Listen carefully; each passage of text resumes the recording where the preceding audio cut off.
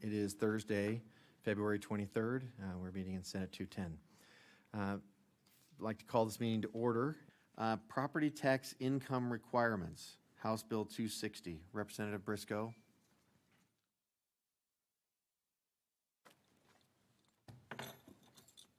Thank you, Mr. Chair. Helping my mother and father the last 6 years with their taxes and their finances made a lot of things that were theoretical come close to home. One of those was circuit breaker property tax relief. In the summer, as I thought about people who were most impacted by inflation, and I became concerned for people who on fixed incomes whose homes became in the last 2 years significantly more valuable. They did nothing, and their homes became more valuable. And being on fixed incomes, they have less opportunity to increase incomes to pay larger property tax bills. The Federal Reserve Bank of St. Louis, which goes by Fred, has a Utah home prices all transactions index from the second quarter of 2020 to the third quarter of 2022. Their Utah home prices transactions index went up 52%. In the same period of time, automatic increases for U.S. Social Security went up 5.9% and 8.7%. The current top level of income at which someone could still receive the ability to apply for circuit breaker property tax relief in Utah is $34,666. If you look at lines 28 through 38, you'll see the chart that I moved that $36,666 to $50,000. A person in that upper category could potentially receive up to $188 off of their property tax. The bill would also, starting on line 77, or you could say 74 through 84, also uses the same dollar amounts, income amounts, for renters who might would be in a position if they wanted to request some relief on rent. That's my presentation, Mr. Chair.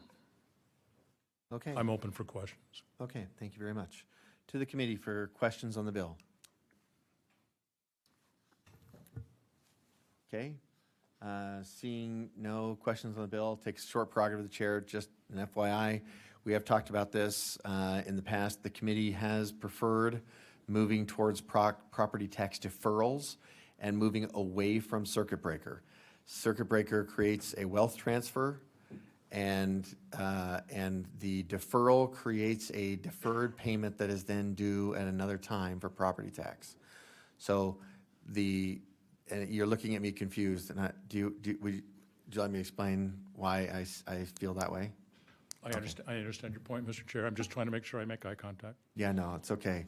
At some point, I felt like I was being hypnotized by a magician with a great ponytail, so I want to make sure that I wasn't doing that. So that's been the preference of, at least from a policy position, is creating deferral programs and property tax deferrals.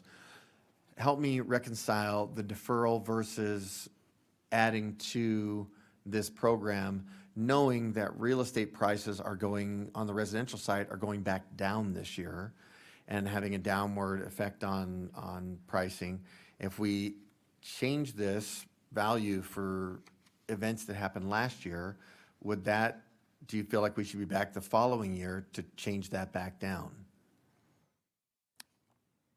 The data I've looked at, Mr. Chair, on the increase in home prices suggest what I've seen in the drop has been small compared to the total 2-year price increase in homes. I mean, I think we'd like to see the average sale of a Utah house go from 400 something to 300 something. I don't see that happening soon.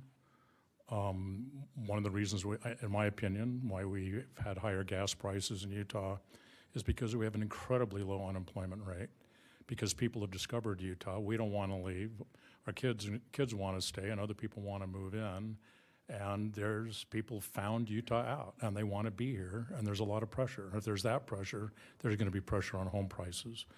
The other suggestion I would make for consideration is whether deferral, which has several advantages, and circuit breaker are an or an and. And I would suggest to you that with the legislation passing through the legislature this year to make deferral required for all 29 counties, and it taking a good year or two for that to be taken into effect, maybe we should let both of them operate for a few years and see. And does one of them do a better job? And then 3 or 4 years from now, we could make that conclusion. I think that's a great consideration. I think that's a great point. So I appreciate you recognizing that and at least understanding it. So I don't want you to feel or take personally whatever the outcome.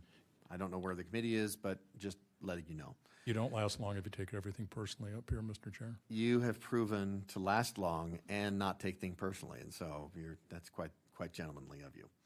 All right, we'll take it. Are there any other committee questions? Seeing none, we'll go to the public for public comment. Please come forward.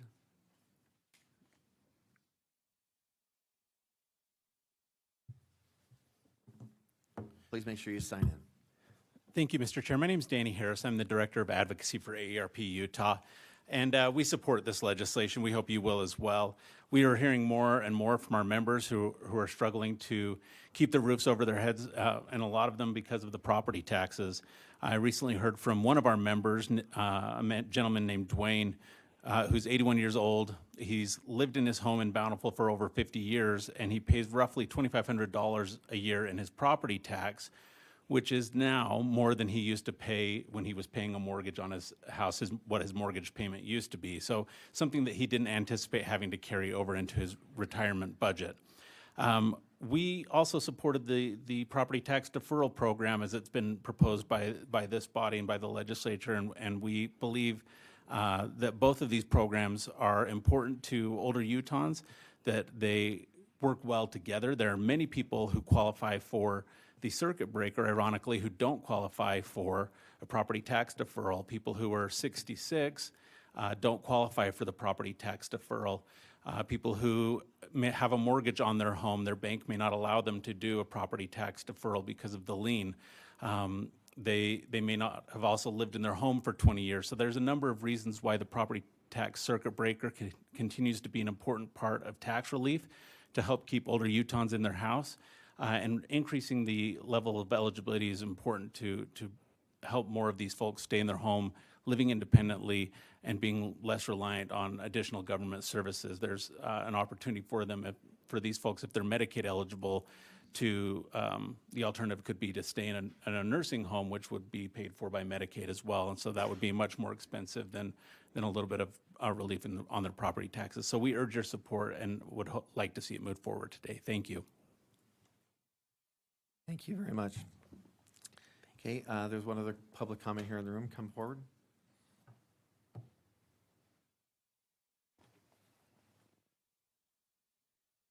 And then just get ready. Bert Harvey online, you'll be up next. Good afternoon. Thank you for the opportunity to speak to this issue.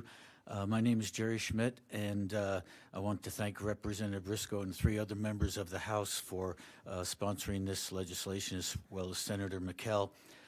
First, I'd like to compliment the Utah State Tax Commission for the running the program so smoothly in the past. I've had many good experiences with them. Understand it's been turned over to a new team now, but hopefully the same level of great service will continue. I'm just new to the deferral issue, but one of the things I thought of when I heard that is the deferral issue. I wonder whether that would affect people in apartments. Because if they don't have a value for their apartment, maybe that wouldn't affect them, and that is the area where I worked in it mainly. I would like you to think about the last 2 years. Housing costs skyrocketing, rising inflation.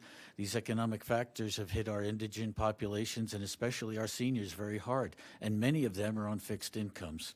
And it's been that long since this program has seen appropriate increases. Last year, this legislation was then HB 401. It passed the House 68-0, went through this committee at 7-1. Unfortunately, it didn't make it to the floor of the Senate for passage there. I beg you, please make it happen this year. This bill, HB 260, was passed in the House recently with another unanimous vote of 68-0.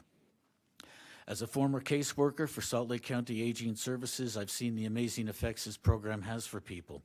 One client of mine over at Ballpark Apartments was living on $880 a month Social Security, $10,500 a friend. year.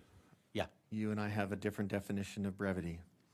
Will you do me a favor, sum very quickly for us?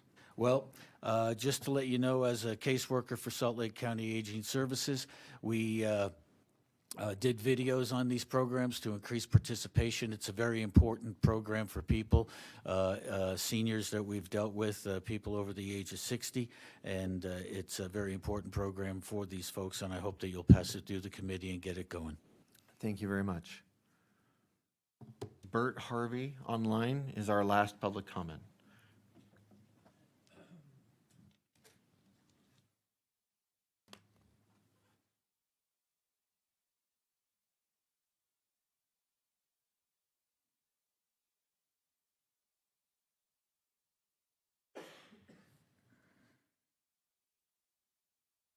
Mr. Harvey, you still have your mute button on, and you need to please turn on your camera. My apologies. You think I would know how to use technology, as I do this regularly for my office. Again, I was saying thank you to Mr. Chair for allowing me to speak in favor of this bill today. My name is Bert Harvey. I am the property tax administrator for the Utah County the Utah County Auditor's Office. It is our job to administer these programs at the county level. Although I'm not here representing necessarily Utah County or any of the other counties in Utah, I'm really here as to voice my support as someone who deals with these individuals every day and sees these applications every day and sees the stress that seniors are going through as both values have increased and therefore taxes have increased, and also inflation has reduced the effective dollars that they have to spend, especially with the increased medical costs that folks at this age group experience. I've spoken in support of this bill for the last several years. I agree with the gentleman from AARP. I think the deferral bill was a great bill, and I especially appreciate Senator Fillmore's working with the auditors this year to improve some of the process questions we have so we can more effectively manage that program and roll that out and make that available to our seniors.